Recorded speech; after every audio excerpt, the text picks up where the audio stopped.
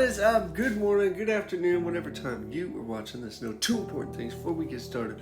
Brother Dave loves you so much, and Jesus loves you way more than I can love you. Come on, come on. Today we're going to be in Matthew chapter 13, verses 18 through 23, all Jesus speaking.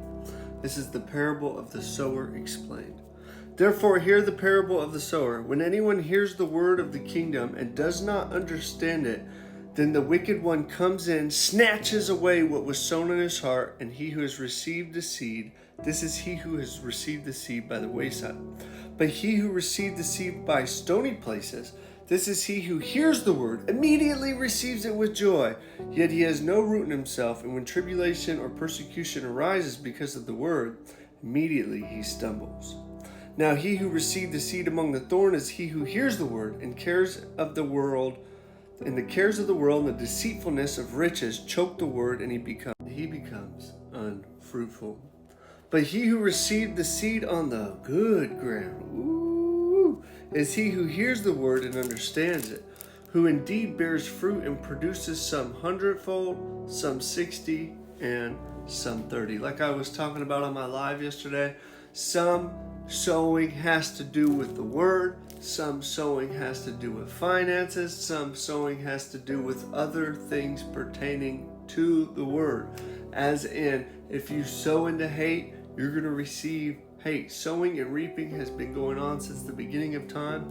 It is a spiritual law that is not going away. That is facts. If you sow corn into the ground, you're going to reap corn. Okay? That's just how life goes. So he's giving you an example here in this parable of people who hear. It was a parable of the stony ground. Some seed fell by the wayside, some seed fell into the thorns, some seed fell into the rocks. I'm going to tell you how to be the good ground to receive the seed when it's being sowed into you, as in the word. Okay?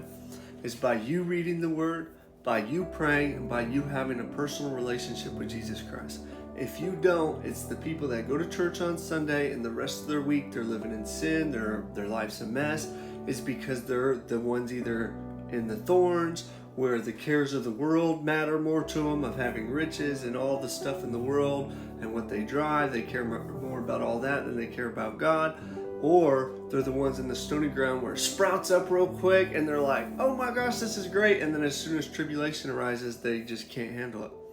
Be in the good ground, and by being in the good ground, you have to be in the word, so that when Brother Dave sows the word into you, you're able to receive it and then go out and bear fruit of it. That is powerful when you really, really grab hold of that. So grab hold of it today. I love you. God bless you. Come on.